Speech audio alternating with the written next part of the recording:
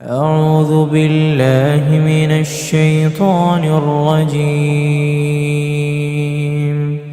بسم الله الرحمن الرحيم. وربك الغفور ذو الرحمة لو يؤاخذهم بما كسبوا لعجل لهم العذاب بل لهم موعد لن يجدوا من دونه موئلا وتلك القرى أهلكناهم لما ظلموا وجعلنا لمهلكهم موعدا. السلام عليكم ورحمة الله وبركاته. ഖുർആൻ പദം 947 ദിവസത്തിലേക്ക് എല്ലാവരെയും ഹാർദമായി സ്വാഗതം ചെയ്യുന്നു. സൂറത്തുൽ കഹ്ഫിലെ 58, 59 ആയത്തുകളാണ് ഇന്ന് പഠന വിധേയമാക്കുന്നത്. ക്ലാസ് ആരംഭിക്കുന്നതിനായി ആദരണീയനായ ഡോക്ടർ എ വിലായത്തുള്ള സാഹിബിനെ ക്ഷണിക്കുന്നു. അസ്സലാമു അലൈക്കും വറഹ്മത്തുള്ളാഹി വബറകാതുഹു. അഊദു ബില്ലാഹി മിനശ് ശൈത്വാനിർ റജീം. ബിസ്മില്ലാഹിർ റഹ്മാനിർ റഹീം. വറബ്ബുകൽ ഗഫൂറു ദുർ റഹ്മ ലൗ യുആഖിദുഹും ബിമാ കസബു ലഅജ്ജല ലഹുമുൽ അദാബ് ബൽ ലഹും മൗഇദുൻ ലൻ യജ്ദൂ മിൻ ദൂനിഹി മൗഇല وتلك القرى أهلكناهم لما ظلموا وجعلنا لمهلكهم موعدا صدق الله العظيم. സൂറത്തുൽ കഹ്ഫിലെ 58, 59 ആയത്തുകളാണ് ഞാൻ നിങ്ങളെ കേൾപ്പിച്ചിട്ടുള്ളത്. ഇന്നലെ നമ്മൾ ചർച്ച ചെയ്ത രണ്ടായത്തുകളുടെ തുടർച്ചയായിട്ട് ആശയപരമായി അവയോട് ചേർന്ന് നിൽക്കുന്ന രണ്ടായത്തുകളാണ് ഇന്ന് നമ്മൾ പഠന വിധേയമാക്കുന്ന ഈ രണ്ടായത്തുകൾ. അള്ളാഹു തന്റെ ദൂതന്മാരെ നിയോഗിച്ചയക്കുന്നത് സന്തോഷവൃത്താന്തം നൽകുന്നതിനും താക്കീത് നൽകുന്നതിനും വേണ്ടി മാത്രമാണ് എന്നൊരു കാര്യം തൊട്ടുമുകളിലുള്ള ആയത്തുകളിൽ നമ്മൾ കാണുകയുണ്ടായി. സത്യനിഷേധികൾ ബാത്തിലിന്, അബദ്ധങ്ങളെ സത്യത്തെ പരാജയപ്പെടുത്താൻ ഉദ്ദേശിച്ചുകൊണ്ട് അബദ്ധങ്ങളെ മുൻനിർത്തിയാണ് തർക്കത്തിൽ ഏർപ്പെടുന്നതും അതുപോലെ അവരുടെ വാദഗതികൾ ഉന്നയിക്കുകയൊക്കെ ചെയ്യുന്നു.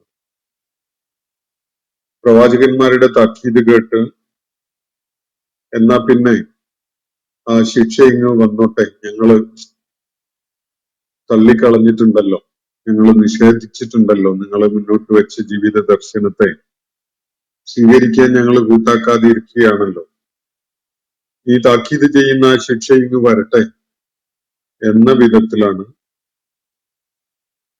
പല സമൂഹങ്ങളും പല ഘട്ടങ്ങളിലും പ്രതികരിക്കുകയുണ്ടായിട്ടുണ്ട്. ആ പറച്ചില് കേൾക്കുമ്പോ അവരുടെ മനസ്സിലെ നിലപാട് അതിൽ നിന്ന് വ്യക്തമാകും.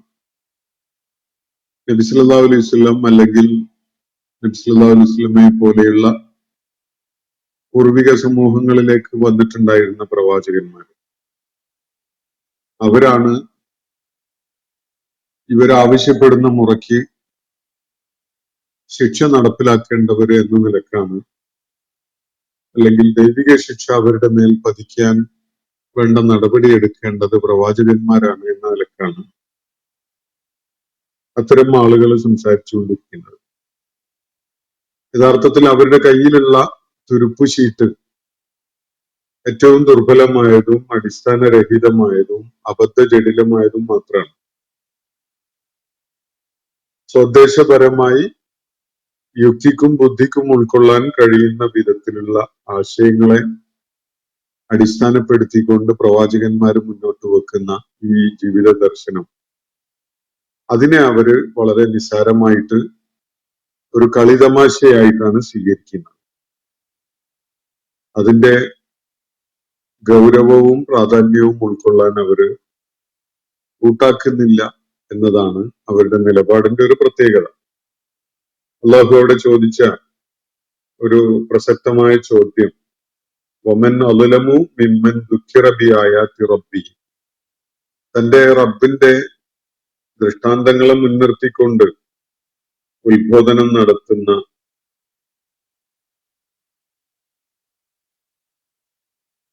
അല്ലെങ്കിൽ ഉത്ബോധനം നടത്തപ്പെടുമ്പോൾ അതിനോട് പുറംതിരിഞ്ഞ് നിൽക്കുന്ന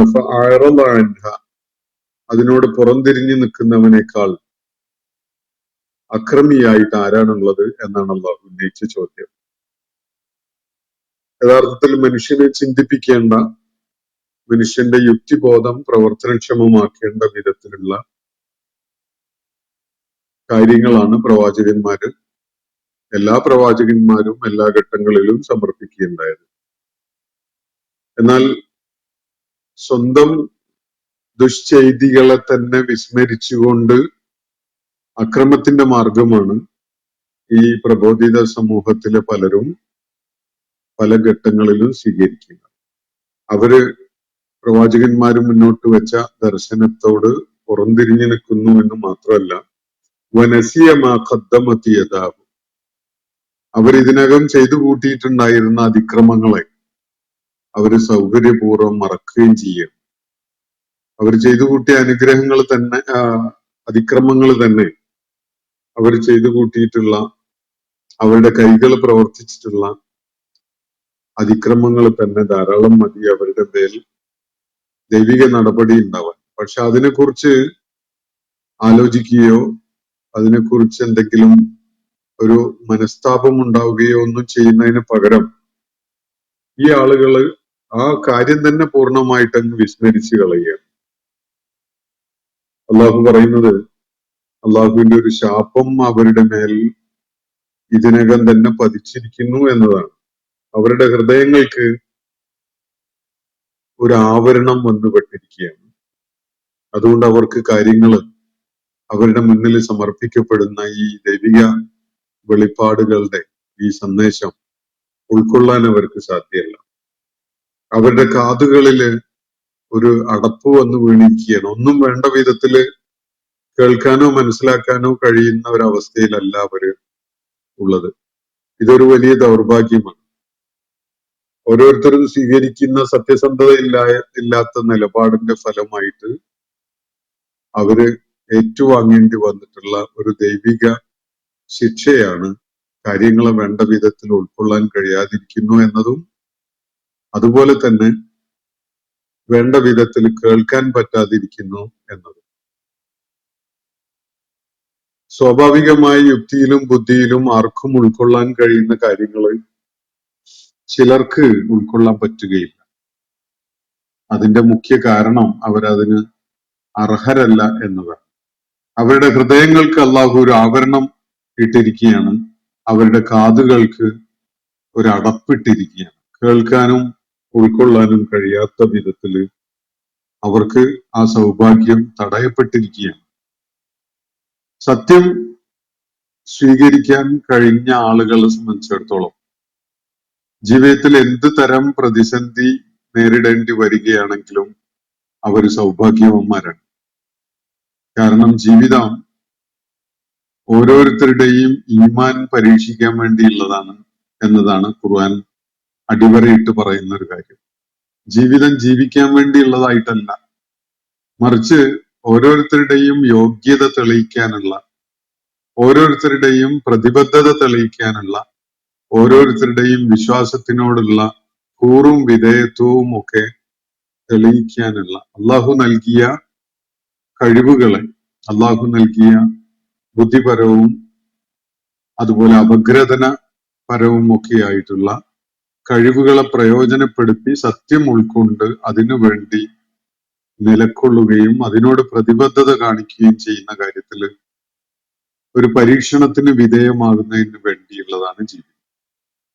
അത് ജീവിച്ചു തീർക്കുക എന്ന വിധത്തില് അത് ആനന്ദത്തിലും ആർഭാടത്തിലും ഒക്കെ ആയിട്ട് അതിന്റെ ഒരു ആർമാദിക്കലിൽ കഴിയാൻ വേണ്ടിയുള്ള ഒരു സംഗതിയാണ് ജീവിതം എന്ന് ചിലരൊക്കെ തെറ്റിദ്ധരിച്ചിട്ടുണ്ടാകും.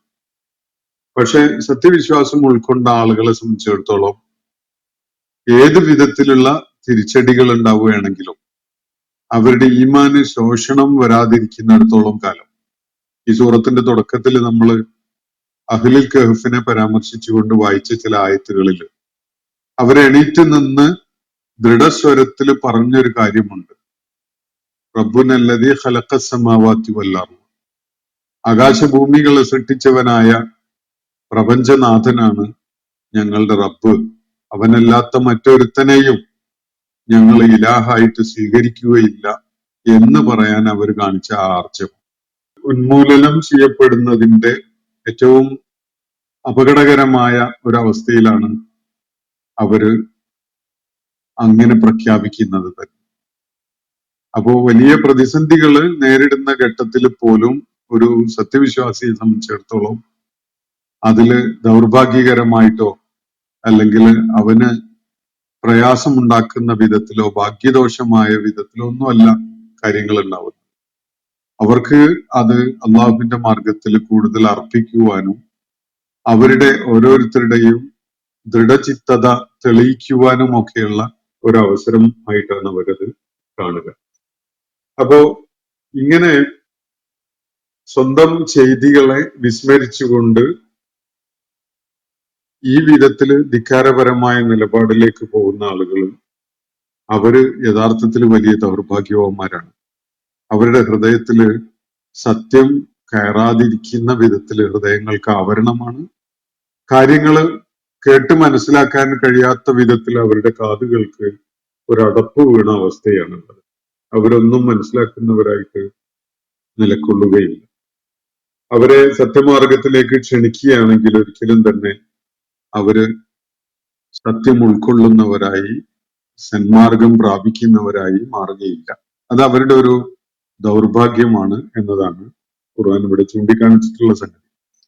അതിനെ തുടർന്ന് അള്ളാഹു ബോധ്യപ്പെടുത്തുന്ന ഒരു കാര്യമാണ്, വളരെ പ്രധാനമായ ഒരു കാര്യമാണ് നമ്മൾ ഇന്ന് വായിച്ച ആയത്തുകളിൽ അടങ്ങിയിട്ടുള്ളത്.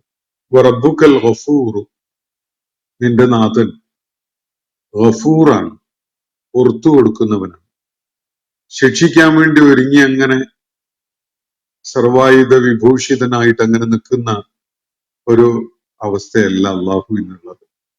അള്ളാഹു ഏറെ കരുണയുള്ളവനും അതുപോലെ പുറത്തു കൊടുക്കുന്നവനുമാണ്. മനുഷ്യന് വീഴ്ചകൾ സംഭവിക്കും, പക്ഷെ വീഴ്ചകൾക്കായിട്ട് ഒരു ജന്മം ഉണ്ടാവുകയല്ല വേണ്ടത്. വീഴ്ചകൾ തിരുത്തിയിട്ട് അള്ളാഹുവിലേക്ക് സത്യത്തിലേക്ക് മടങ്ങാനുള്ള സന്നദ്ധത കാണിക്കുന്ന മനുഷ്യൻ, അവനോട് ഹൃദയവായ്പോടുകൂടി അള്ളാഹു അവനെ സ്വീകരിക്കാൻ സന്നദ്ധനായിട്ട് ഇരിക്കുന്നവനാണ് എന്നാണ് ഇവിടെ ചൂണ്ടിക്കാണിക്കുന്നത്.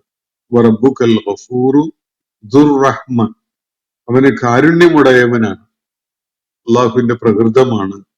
അവന്റെ പ്രകൃതത്തിന്റെ ഭാഗമായിട്ട് തന്നെ അവൻ എഴുതി ചേർത്തിരിക്കുന്ന ഒരു കാര്യമാണ് കാരുണ്യം. ദുർ റഹ്മ, കരുണ ഉടയവനായ, പുറത്തു കൊടുക്കാൻ സന്നദ്ധനായ ഒരുവനാണ് അള്ളാഹു എന്നാണ് അള്ളാഹുവിടെ പറയുന്നത്.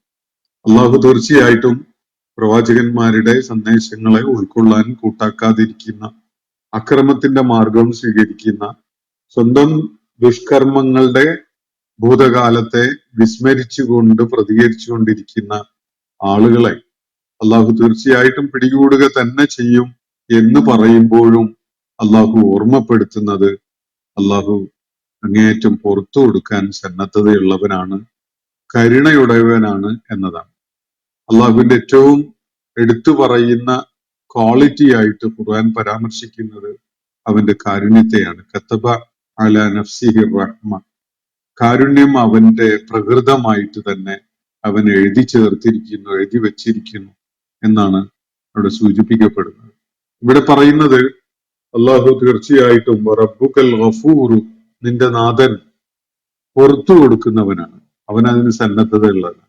പക്ഷെ മനുഷ്യൻ തിരുത്തേണ്ടതുണ്ട്, തെറ്റുകള് ഏറ്റുപറയേണ്ടതുണ്ട്, പിശകുകള് അവന് പരിഹരിക്കേണ്ടതുണ്ട്. എന്നിട്ട് അള്ളാഹുവിലേക്ക് മടങ്ങുന്ന ഏതൊരുത്തനും അള്ളാഹു പുറത്തു കൊടുക്കുകയും അവനോട് അവന്റെ മേൽ കരുണ ചൊരിയുകയും ചെയ്യും. അള്ളാഹു വറബ്ബുക്കൽ ഗഫൂറു ദുർറഹ്മ, കരുണ ഉടയവനും പുറത്തു കൊടുക്കുന്നവനുമാണ് നിന്റെ നാഥൻ. അതുകൊണ്ട് എന്തെങ്കിലും നിഷേധപരമായ നിലപാടുണ്ടാകുമ്പോഴേക്ക് അവരുടെ മേൽ ഈ പ്രബോധിത സമൂഹത്തിലെ പ്രമുഖരായ ആളുകൾ പറയുന്ന പോലെ അവരാവശ്യപ്പെട്ട മുറക്കങ്ങ് ശിക്ഷ നടപ്പിലാക്കാൻ വെമ്പൽ പൂണ്ട് നിലകൊള്ളുന്നവനല്ല അല്ലാഹ്. അള്ളാഹു ഓരോരുത്തർക്കും ഒരു മൗഇദ് വെച്ചിട്ടുണ്ട്, ഒരു സമയം നിശ്ചയിച്ചു വെച്ചിട്ടുണ്ട്. ആ സമയം വരെ അവർക്ക് അത് ആ അവസരം പ്രയോജനപ്പെടുത്താനുള്ള ഒരു സാധ്യത നിലനിൽക്കുകയാണ്. അതിന്റെ മുമ്പ് ധൃതിപ്പെട്ട് ആരുടെ മേലും ഒരു നടപടിയും അള്ളാഹു സ്വീകരിക്കുകയില്ല. കാരണം അവന് ഗഫൂറാണ്, റഹ്മത്താണ്, കാരുണ്യമുടയവനാണ് അവന്. അതുപോലെ മഗ്ഫിറത്ത് നൽകാൻ ഒരുക്കമുള്ളവനുമാണ്. അതുകൊണ്ട് തന്നെ മനുഷ്യന് പ്രവാചകന്മാരുടെ ഈ ദൗത്യ നിർവഹണത്തിന്റെ വേളയിലായാലും ഓരോരുത്തരുടെ ജീവിതഘട്ടത്തിൽ അവരുടെ ജീവിത സാഹചര്യങ്ങളിൽ അവര് അഭിമുഖീകരിക്കേണ്ടി വരുന്ന സത്യവും അസത്യവും തമ്മിലുള്ള സംഘർഷത്തിന്റെ സാഹചര്യത്തിലായാലും അള്ളാഹു മഗ്ഫിറത്തും മർഹമത്തും കാണിച്ചുകൊണ്ടാണ് അവരോട് പ്രതികരിക്കുക. എന്ന് പറഞ്ഞാൽ അള്ളാഹു അവർക്ക് നിശ്ചയിച്ചു വെച്ചിരിക്കുന്ന ഒരു അജലുണ്ട്. ആ അജല് വരെ അവരെ സംബന്ധിച്ചിടത്തോളം സമയം പ്രയോജനപ്പെടുത്താൻ പറ്റുന്നതാണ്. ലൗ യുആഖിദുഹും ബിമാ കസബു, എന്നിട്ട് അള്ളാഹു പറയുന്നത് ഇവർ നേരത്തെ ചെയ്തു വെച്ചിട്ടുള്ള അവരുടെ ഇജ്റാമുകൾ, അവരുടെ കുറ്റകൃത്യങ്ങള്, അതിന്റെ പേരിൽ അവരെ അള്ളാഹു പിടികൂടുകയാണെങ്കിൽ ഒന്ന് ആലോചിച്ച് നോക്കിയേ. ഇവര് പിന്നിട്ട നാളുകളിൽ എന്തെല്ലാം അതിക്രമങ്ങളും എന്തെല്ലാം ക്രൂരതകളും ചെയ്തിട്ടുണ്ട്. ഈ ക്രൂരതകളുടെയും അതിക്രമങ്ങളുടെയും പേരിൽ ഉടനെ തന്നെ അവൻ അവരെ പിടികൂടുകയാണെങ്കിൽ ശിക്ഷ അവർക്ക് എത്രയോ ധൃതിയില് അവൻ നൽകുമായിരുന്നു, ധൃതിപ്പെട്ട് അവരുടെ മേൽ ശിക്ഷ നടപ്പിലാക്കുമായിരുന്നു. അതാണ് അള്ളാഹുവിന്റെ പദ്ധതി എങ്കിൽ. പക്ഷെ അങ്ങനെയല്ല. അള്ളാഹു ഓരോരുത്തർക്കും ഒരു നിശ്ചിത അവധി വെച്ചിട്ടുണ്ട്. ആ അവധി തീരുന്നതിന് മുമ്പായിട്ട് അവരുടെ ഉൽമിന്റെ പേരിൽ അവരെ അങ്ങ് പിടികൂടുക എന്നത് അള്ളാഹുവിന്റെ ഒരു പരിപാടിയല്ല.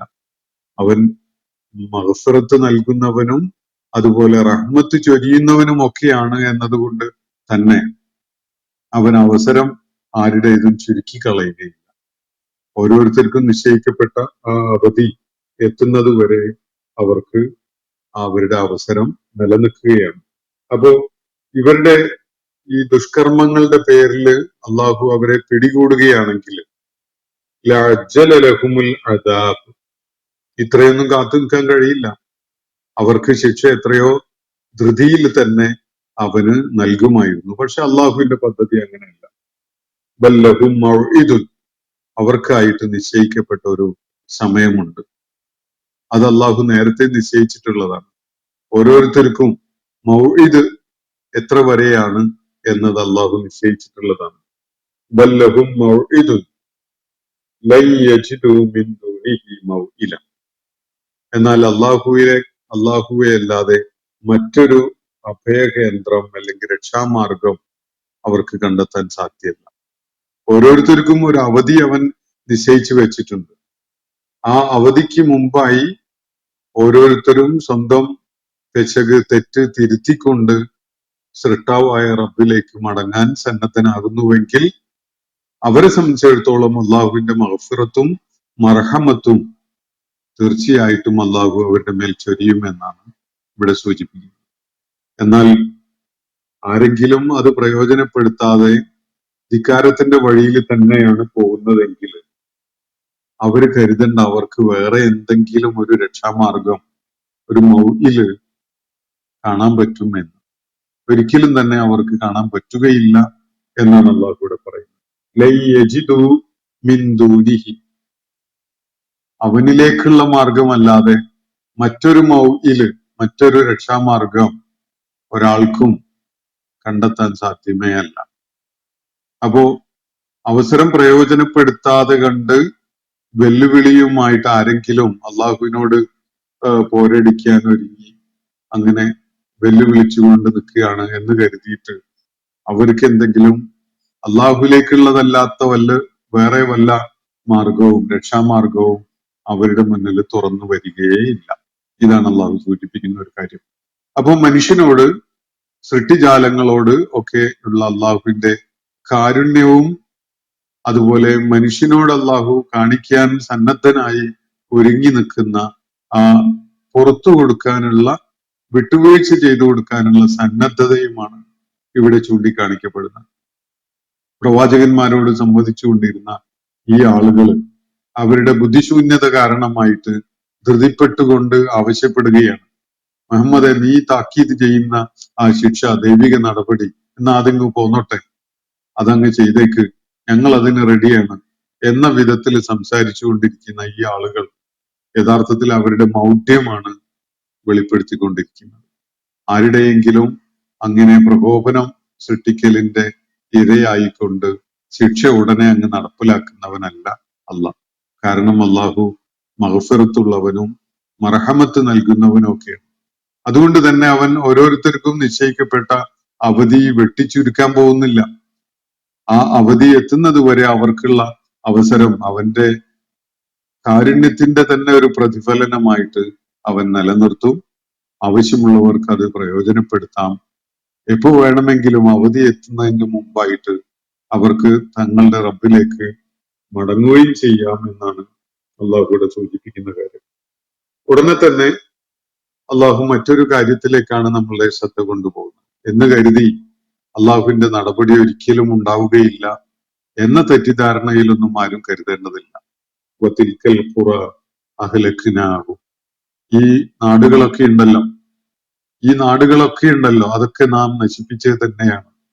വത്തിൽക്കൽ ഖുറ, ഈ സൂറത്ത് അവതരിക്കുന്ന മക്കയിലെ നബി സല്ലല്ലാഹു അലൈഹി വസല്ലമയുടെ ഹിജ്റക്ക് മുമ്പുള്ള കാലം വരെയുള്ള സന്ദർഭങ്ങളിലായിട്ട് അവതരിച്ച സൂറത്തുകളിൽ ധാരാളമായിട്ട് പല സമൂഹങ്ങളെയും പരാമർശിക്കുന്നു.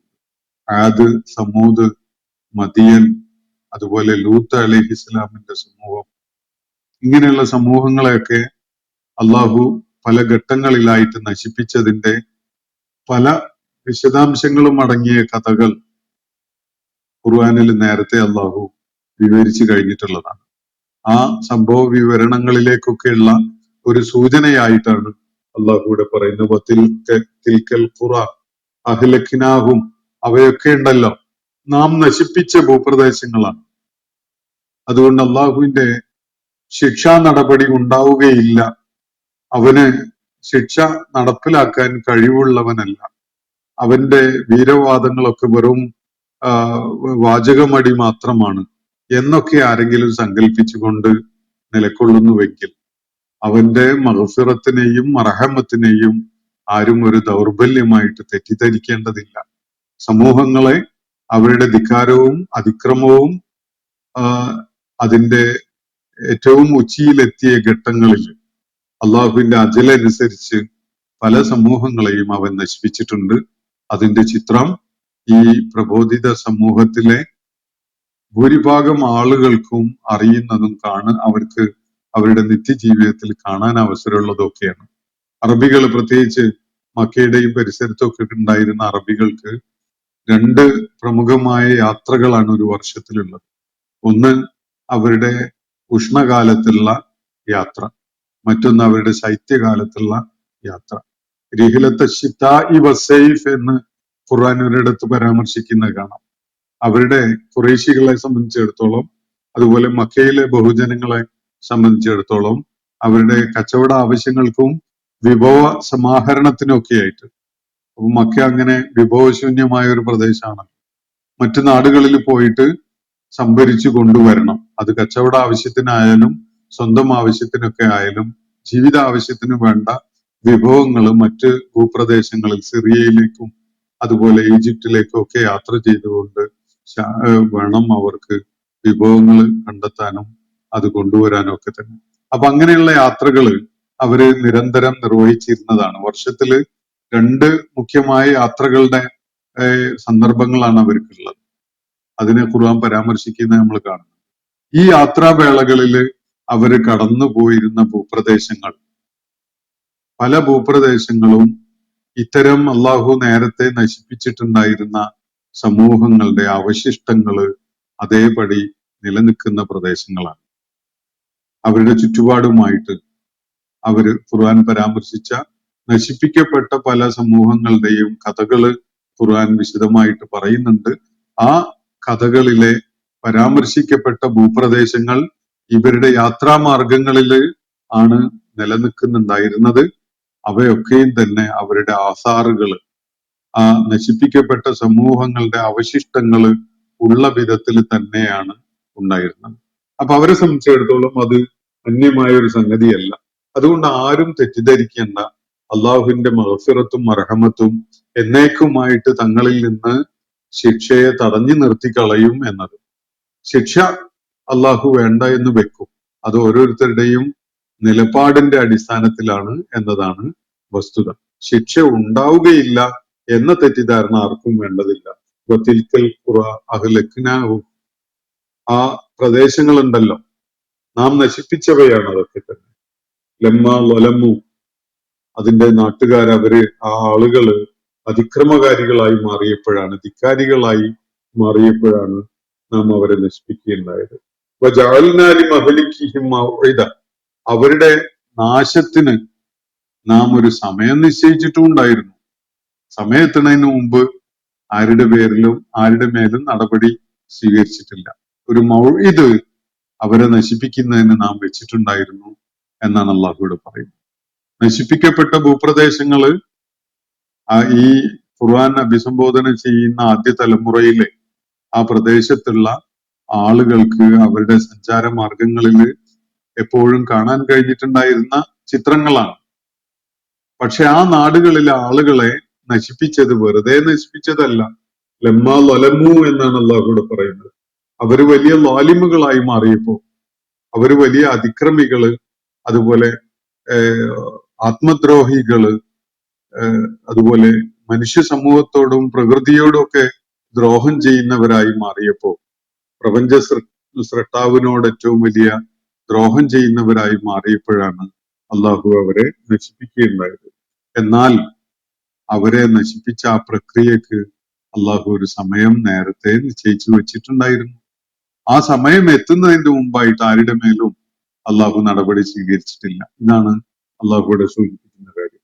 വജഅൽനാലി മഹ്ലികിഹിം മൗഇദ, അവരെ നശിപ്പിക്കുന്നതിന്, അവരുടെ ആ നാശത്തിന് അള്ളാഹു ഒരു മൗഇദ്, ഒരു നിശ്ചയിക്കപ്പെട്ട പറഞ്ഞുറപ്പിച്ചു വെച്ച ഒരു സമയമുണ്ടായിരുന്നു. അതിന്റെ മുമ്പ് ഈ ആളുകള് വലിയ ധൃതിപ്പെട്ടുകൊണ്ട് വാശിയോടുകൂടി നബി സല്ലല്ലാഹു അലൈഹി വസല്ലമയോട് എന്നാ പിന്നെ ആ ശിക്ഷ ഇങ്ങ് പോന്നോട്ടെ എന്നുള്ള നിലക്ക് സംസാരിച്ചത് കൊണ്ടൊന്നും അള്ളാന്റെ നടപടി ഉണ്ടാവില്ല. അള്ളാഹ് ഒരു മൗഇദ് വെച്ചിട്ടുണ്ട്. അത് അള്ളാഹുവിന് കൃത്യമായിട്ട് അറിയാം.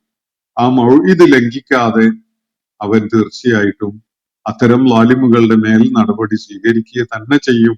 അള്ളാഹു മഗ്ഫിറത്തുള്ളവനും മർഹമത്തിന്റെ ഉടമയായിരിക്കുമ്പോഴും ഒക്കെ തന്നെയാണ് ഈ ശിക്ഷ നടപ്പിലാക്കുന്നത് എന്ന കാര്യം കൂടി നമ്മൾ ഓർക്കേണ്ടതുണ്ട്.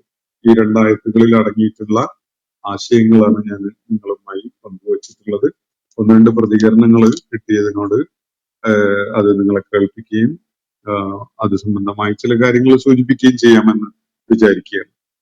പ്രപഞ്ചം എവിടെയാണ് ഹാർമോണിയസ് ആയി പോകുന്നത്? കൊടുങ്കാറ്റ്, ഭൂമികുലുക്കം, രോഗങ്ങള്, യുദ്ധങ്ങൾ എല്ലാം ഈ ലോകത്തിൽ അള്ളാഹു അറിയാതെ വന്നതാണോ എന്നതാണ് ഒരു ചോദ്യം. പീസ് എന്നുള്ള പ്രൊഫൈലിൽ നിന്നാണ് ഇത് വന്നിട്ടുള്ളത്.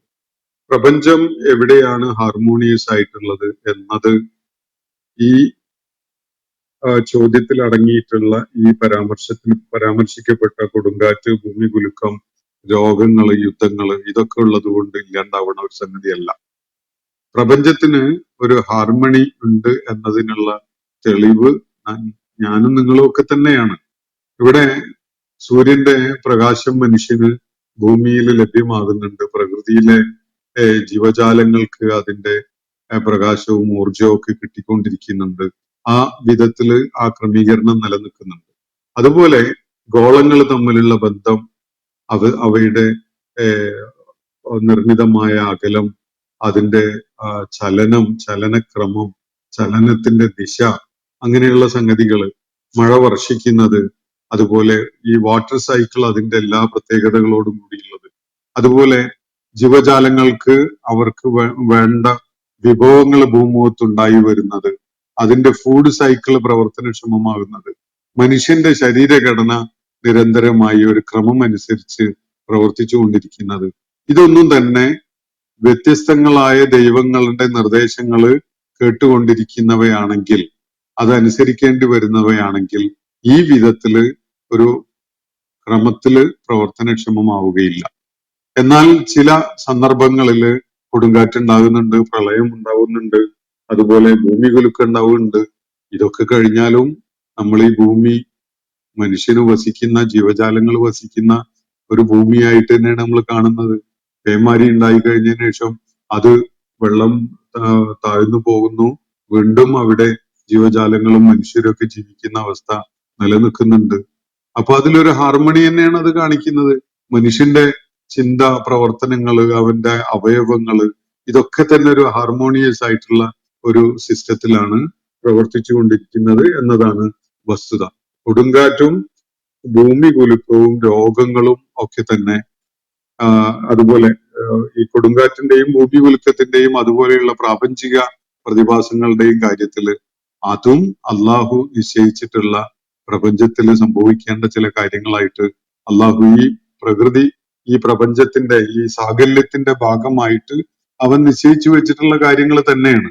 അതിന് മനുഷ്യന്റെ പ്രവർത്തനങ്ങളുമായിട്ട് ബന്ധമുണ്ടാകും എന്നതാണ് ഖുർആൻ നൽകുന്ന സൂചന.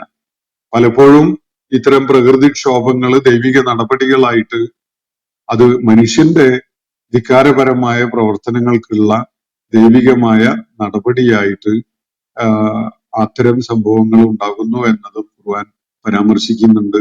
അതില് എവിടെയാണ് ഈ ഹാർമണിയുടെ തടസ്സമായിട്ട്, ഹാർമണിക്ക് ഭംഗമായിട്ട് ഉള്ളത്? നിങ്ങൾ സങ്കല്പിച്ച പോലെ എല്ലാം സുഗമമായി, എല്ലാം സന്തോഷകരമായി, വളരെ എല്ലാവരും അള്ളാഹുവിനെ തന്നെ വിസ്മരിച്ചുകൊണ്ട് കഴിഞ്ഞു പോയാൽ പോലും യാതൊരു തിരിച്ചടിയും ഉണ്ടാവാത്ത വിധത്തില് സുഖക്ഷേമങ്ങളോടുകൂടി ഇവിടെ കഴിയുന്ന ഒരവസ്ഥ ഉണ്ടായാലാണ് അതിന് ഹാർമണി എന്ന് വിളിക്കേണ്ടത് എന്നാണ് നിങ്ങൾ സങ്കല്പിക്കുന്നത്. പക്ഷെ ആ സങ്കല്പമല്ല ഞാൻ ഹാർമണി എന്നതുകൊണ്ട് ഉദ്ദേശിച്ച, ഹാർമണി എന്ന പദം ഉപയോഗിച്ചുകൊണ്ട് പരാമർശിച്ച ഘട്ടത്തിലുള്ള ദൈവിക നടപടി ഇതിന്റെ ഭാഗം തന്നെയാണ്. മറിച്ച് ഞാൻ പറയുന്നത്, സൂര്യനെ സൃഷ്ടിച്ചത് ഒരു ദൈവവും ചന്ദ്രനെ സൃഷ്ടിച്ചത് ഒരു ദൈവവും ആണെങ്കിൽ അവ തമ്മിലുള്ള ഒരു ഇക്വിലിബ്രിയം പ്രവർത്തനക്ഷമാവില്ല.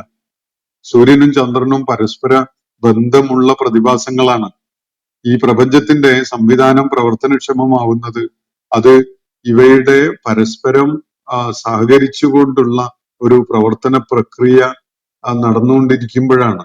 അത് ഇവിടുത്തെ വാട്ടർ സൈക്കിളിനുണ്ട്, പ്രപഞ്ചത്തിലെ എല്ലാ സംവിധാനങ്ങൾക്കും അത് കാണാൻ കഴിയും. ഇത് പക്ഷേ പല ദൈവങ്ങളും രൂപകൽപ്പന ചെയ്തതാണെങ്കിൽ, പല ദൈവങ്ങളോടും വിധേയത്വം കാണിക്കുന്നവയാണ് ഇവയെങ്കിൽ ഒരിക്കലും ഈ ഹാർമണി നിലനിൽക്കുകയില്ല.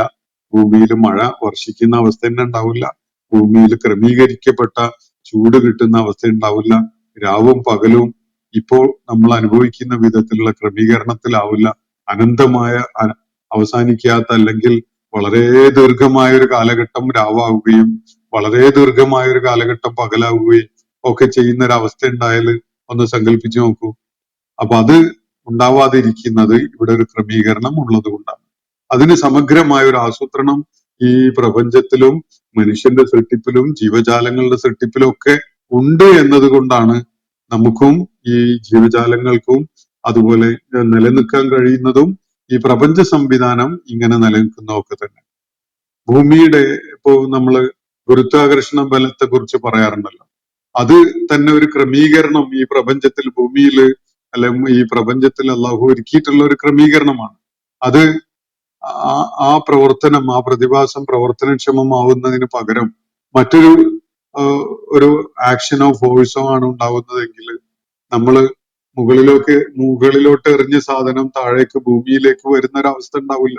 അത് ഏതെങ്കിലും ഗ്രഹങ്ങളിലേക്ക് പോകുന്ന, ഏതെങ്കിലും ഗോളങ്ങളിലേക്ക് പോകുന്ന ഒരവസ്ഥയോ അല്ലെങ്കിൽ സ്പേസിൽ തങ്ങുന്ന, ശൂന്യാകാശത്ത് കറങ്ങുന്ന ഒരവസ്ഥയൊക്കെയാണ് ഉണ്ടാവുക. അപ്പൊ ഈ സംവിധാനത്തിന് ഒരു ആസൂത്രണമുണ്ട് എന്നാണ് ഞാൻ സൂചിപ്പിക്കുകയുണ്ടായത്. ആ ആസൂത്രണത്തില് ഒരു ഹാർമണി ഉണ്ട്. അതിന്റെ ഭാഗം തന്നെയായിട്ട് അള്ളാഹു നിശ്ചയിച്ച സംഗതികളാണ് കൊടുങ്കാറ്റും ഭൂമി കുലുക്കവും പോലെയുള്ള പ്രകൃതിക്ഷോഭങ്ങളും. അതുപോലെ മനുഷ്യൻ നേരിടുന്ന രോഗം, മനുഷ്യന്റെ കർമ്മഫലമായിട്ട് തന്നെ ഉണ്ടാവുന്ന യുദ്ധങ്ങള് തുടങ്ങിയ സംഗതികള്, അത് മനുഷ്യന്റെ പ്രവർത്തനങ്ങൾക്കുള്ള ഒരു, അല്ലെങ്കിൽ മനുഷ്യന്റെ മാർഗദർശനം ഉൾക്കൊള്ളാതെയുള്ള പ്രവർത്തനങ്ങളുടെയൊക്കെ ഫലമായിട്ടുണ്ടാവുന്നതാണ്. മനുഷ്യന്റെ ആർത്തി. ഉദാഹരണത്തിന് കോളനി വാഴ്ചക്കാര് ഒരു 100-300 കൊല്ലം ലോകത്ത് അടക്കി വാണൊരു കാലത്ത് നമ്മൾ പലപ്പോഴും കണ്ടിട്ടുള്ളതാണ്. മനുഷ്യര് എന്തിനു വേണ്ടിയാണ് അത്തരം ചൂഷണത്തിന്റെയും ഏറ്റുമുട്ടലിന്റെയും അടിച്ചമർത്തലിന്റെയും അടിമകളാക്കുന്നതിന്റെയും ഒക്കെ രീതി സ്വീകരിച്ചിട്ടുണ്ടായിരുന്നത് എന്നത് പരിശോധിച്ചാൽ നമുക്ക് കാണാൻ കഴിയും. അവര് ദൈവിക മാർഗദർശനം പ്രയോജനപ്പെടുത്തിക്കൊണ്ട് ജീവിത ദൗത്യം നിർവഹിച്ച ആളുകളല്ല എന്നത്. യുദ്ധങ്ങളുടെ ഒക്കെ പുറകില് വലിയ ആർത്തിയുള്ള ചില ആളുകളുടെ, അല്ലെങ്കിൽ ചില സമൂഹങ്ങളുടെ ഒക്കെ ധുരയും അതുപോലെ ആർത്തിയും ഒക്കെയാണ് പ്രവർത്തിച്ചത് എന്നത് പലപ്പോഴും നമുക്ക് കാണാൻ കഴിയും. ഇത് ഈ ഭൂമുഖത്ത് അള്ളാഹു വെച്ചിട്ടുള്ള സംവിധാനം അങ്ങനെയൊക്കെ ഉണ്ടാവും എന്നുള്ള നിലക്കാണ്. അതുകൊണ്ടാണ് ഇത് നേരത്തെ തന്നെ ഉണ്ട് എന്നതിനാലാണ് യഥാർത്ഥത്തിൽ മലക്കുകൾ മനുഷ്യന്റെ സൃഷ്ടിപ്പിനെ കുറിച്ച് അള്ളാഹു സൂചിപ്പിച്ചപ്പോൾ മലക്കുകൾ ചോദിക്കുന്നത്, ഭൂമിയില് കലാപങ്ങൾ ഉണ്ടാക്കുകയും രക്തം ചിന്തുകയും ഒക്കെ ചെയ്യുന്ന ഒരു കൂട്ടരെയാണോ നീ അവിടെ നിശ്ചയിക്കുന്നത് എന്നാണ് മലക്കുകൾ ചോദിച്ചിട്ടുള്ളത്. അതിന് വളരെ കൃത്യമായൊരു മറുപടി അള്ളാഹു നൽകുന്നുണ്ട്. കലാപങ്ങൾ ഉണ്ടാക്കുക എന്നുള്ള, ഫസാദ് ഉണ്ടാക്കുക എന്നുള്ളതും രക്തം ചിന്തുക എന്നുള്ളതും മനുഷ്യന്റെ ഒരു സാധ്യതയാണെങ്കിൽ, മനുഷ്യന്റെ മറ്റൊരു വലിയ സാധ്യതയാണ് തിരിച്ചറിവോടുകൂടി, ഉത്തരവാദിത്വ ബോധത്തോടുകൂടി പ്രപഞ്ചനാഥനായ അള്ളാഹുവിനെ കണ്ടെത്തി മനസ്സിലാക്കി ഉൾക്കൊണ്ടുകൊണ്ടുള്ള ഒരു പോസിറ്റീവ് ആയ രീതിയിൽ കാര്യങ്ങളെ സമീപിക്കുന്ന ഒരു സാധ്യത എന്നത്. അത് കാണിക്കുന്ന വിധത്തിലാണ് ആദം അലൈഹി ഇസ്ലാമിന്റെ ഒരു ആദം അലൈഹി ഇസ്ലാമിന് നൽകിയ ഒരു ടെസ്റ്റിലൂടെ അള്ളാഹു തെളിയിക്കുകയുണ്ടായത്. മനുഷ്യന് ആ വിധത്തിലുള്ള ശാസ്ത്രബോധവും വൈജ്ഞാനിക ആഭിമുഖ്യവും ഒക്കെ ഉള്ള ഒരു പ്രകൃതം നൽകപ്പെട്ടിട്ടുണ്ട്. അത് വെച്ചുകൊണ്ടാണ് മനുഷ്യൻ എല്ലാ സംഗതികൾക്കും പേര് നൽകി വിളിക്കുന്നതും ഒരു ക്രമബോധത്തോടു കൂടി കാര്യങ്ങളെ സമീപിക്കുന്നതും ഒക്കെ തന്നെ. അപ്പൊ മനുഷ്യന്റെ ഒരേ ഒരു സാധ്യത ഭൂമുഖത്ത് കലാപമുണ്ടാക്കലും കുഴപ്പമുണ്ടാക്കലും രക്തം ചിന്തലും അല്ല. അത് മാത്രമല്ല, അതല്ലാത്തൊരു വലിയ സാധ്യത മനുഷ്യന് സൃഷ്ടിപരമായ അള്ളാഹുവിനെ തിരിച്ചറിഞ്ഞുകൊണ്ട് ഉൾക്കൊണ്ടുകൊണ്ട് മനുഷ്യരോട് ജീവജാലങ്ങളോടും പ്രകൃതിയോടും ഒക്കെ ശരിയായ രീതിയിലുള്ള നിലപാടെടുത്തുകൊണ്ടുള്ള ഒരു സമീപനം സാധിക്കുന്ന ഒരു പ്രകൃതവും ഒരു വശവും മനുഷ്യനുണ്ട് എന്നത് അള്ളാഹു അവിടെ ബോധ്യപ്പെടുത്തി കൊടുക്കുന്ന വിധത്തില് കാണിക്കുകയാണ്.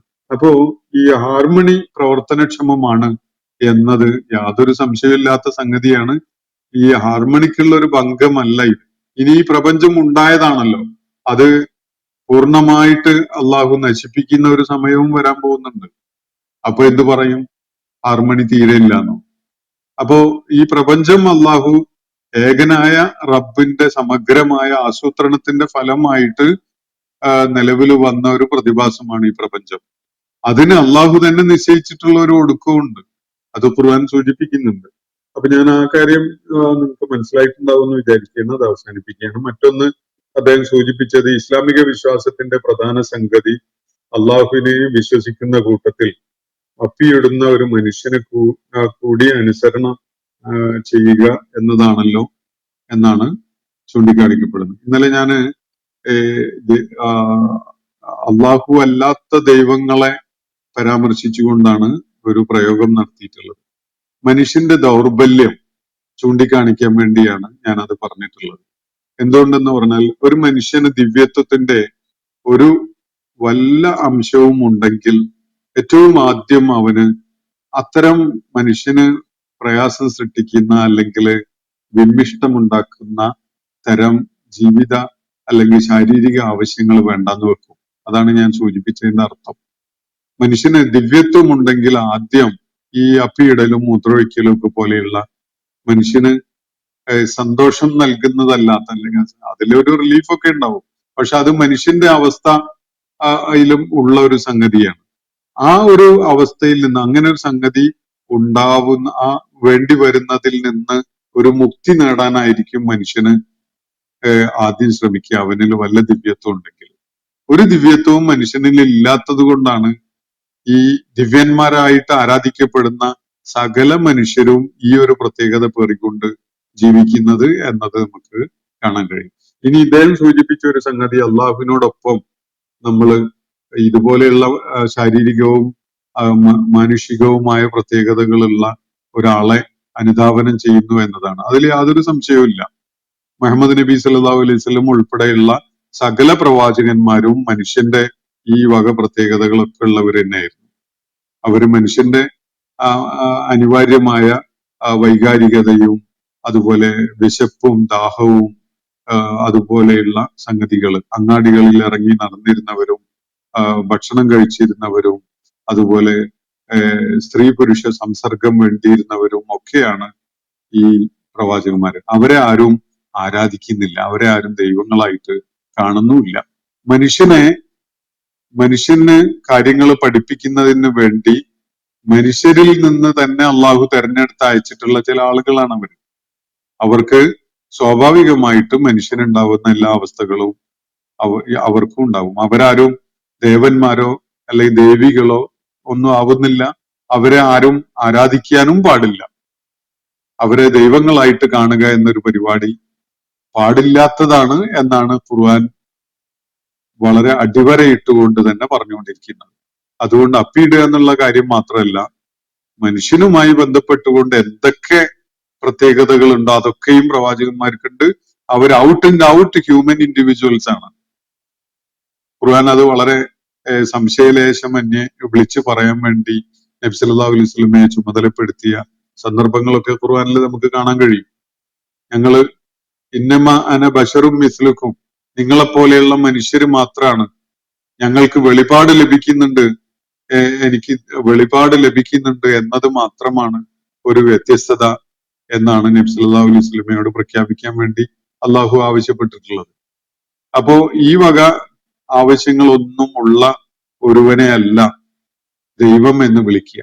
ദൈവം എന്ന് പറയുന്നത് ഈ പ്രപഞ്ചത്തെ സൃഷ്ടിച്ച, മനുഷ്യന് രൂപകൽപ്പന നൽകിയിട്ടുള്ള, ഈ പ്രപഞ്ചത്തിലെ സകല പ്രതിഭാസങ്ങളെയും പ്രവർത്തനക്ഷമമാക്കിയ, അവയെ നിയന്ത്രിച്ചു കൊണ്ടിരിക്കുന്ന, അവയുടെ മുദബ്ബിറായ ഒരു ശക്തിയുണ്ട്.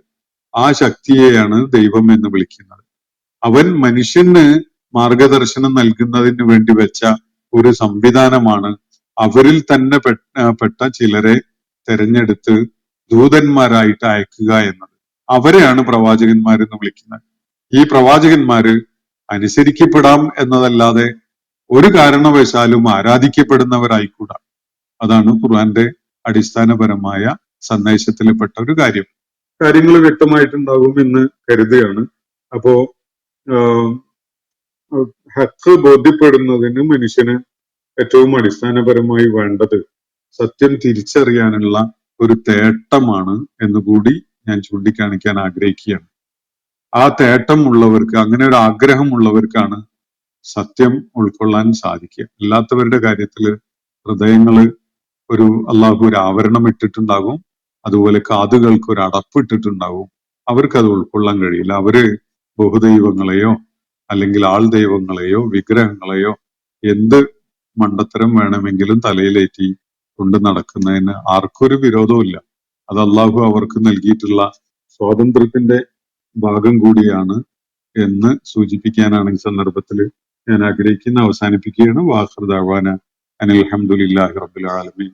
അസ്സലാമു അലൈക്കും വറഹ്മത്തുള്ളാഹി വബറകാതുഹു.